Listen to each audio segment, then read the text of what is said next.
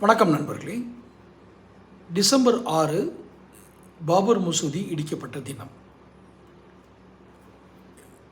தன்னுடைய கொள்கை எதிரியாக நடிகர் விஜய் அறிவித்த பாஜகவுக்கு அன்றைய தினத்தில் ஒரு எதிர்ப்பு தினமாகவும் ஒரு துக்க தினமாகவும் அறிவிக்க தாவேகா முடிவெடுத்திருப்பதாக செய்திகள் வெளிகிறது. விரிவான செய்தி என்ன? சேனல் சப்ஸ்கிரைப் பண்ணிக்கோங்க, நோட்டிஃபிகேஷன் பெல் பதிவு பண்ணுங்கள், அப்போ தான் என்னுடைய பதிவுகளுக்கு வந்து சேரும்.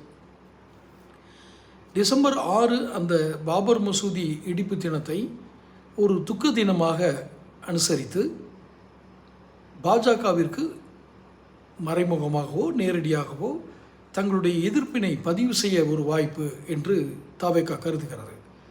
ஆனால் இது ஒரு நேஷ்னல் இஷ்யூ. இதில் மதம் சம்பந்தப்பட்டிருக்கிறது.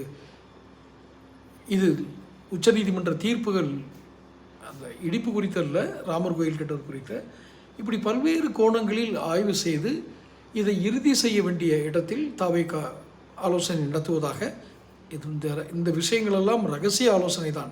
எதுவும் கட்சியினுடைய அதிகாரப்பூர்வ அறிவிப்பாக எதுவும் வரவில்லை. இருப்பினும் இந்த பாபர் மசூதி இடிப்பு தினத்தை பாஜகவுக்கு நாங்கள் எதிரானவர்கள்தான், கொள்கை எதிரி நாங்கள் தான் என்று நிரூபிப்பதற்கு தாவேகாவுக்கு ஒரு வாய்ப்பு கிடைத்திருப்பதாக தாவேகாவினுடைய அந்த வட்டாரங்கள் கருதுகின்றன. இப்போ இறுதி முடிவு எடுக்க போகிறது யார் எடுப்பாங்க? நிச்சயமாக விஜய் தான் எடுப்பார். இந்த தருணம் இருக்கு இல்லையா, இன்றைக்கி இருக்கிற சூழலில் பாஜகவை அத்தனை வெளிப்படையாக டிசம்பர் 6 அன்னைக்கு எதிர்ப்பை காட்டணுமா அல்லது வேறு வகைகளில் வியூகங்கள் அமைக்கலாமா? ஏன்னா இதை வந்து நேருக்கு நேர் மோதுகிற மாதிரி ஆயிரும் அப்படின்னு ஒரு தரப்பு நினைக்கிது. இன்னொரு தரப்பு இல்லை, அன்றைக்கி நம்ம அனுஷ்டிச்சா தான் சிறுபான்மை வாக்குகளை, குறிப்பாக இஸ்லாமியர்களுடைய வாக்குகளை முழுமையாக நாம் பெற முடியும் அப்படின்னு ஒரு தரப்பினுடைய வாதம். இப்படி பல்வேறு தரப்புகளிலிருந்து மேலும் வாதங்களை கொஞ்சம் ஆய்வு செய்து அந்த டிசம்பர் 6 தினத்தை, ஏன்னா ஏற்கனவே 4ஆம் தேதி தேர்தல் பிரச்சாரம் ஆரம்பிக்கிறாங்க.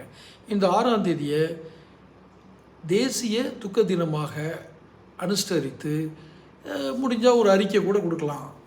தாவேகா சார்பில் இதை டிசம்பர் 6 இஸ்லாமியர்களுக்கு ஆதரவாக ஒரு அறிக்கை கொடுக்கலான்னு நினைக்கிறாங்க. இதில் சரி தவறு அப்படிங்கிறதெல்லாம் தாண்டி விஜய் இப்படி ஒரு நிலை எடுக்கணும் அப்படின்னாலே நிறைய அரசியல் வியூகங்கள் எல்லாம் பார்க்கணும். சிறுபான்மை வாக்குகள் கிடைக்கலாம், அது ஒரு பக்கம், இஸ்லாமியர்கள் வாக்கு கிடைக்கலாம். ஆனால் இதில் மற்றொரு கோணத்திலும் யோசிக்க வேண்டிய இடத்தில் அவர் இருக்கிறார். தொடர்ந்து பேசுவோம். சேனல் சப்ஸ்கிரைப் பண்ணிக்கங்க, நோட்டிஃபிகேஷன் பெல் பதிவு பண்ணி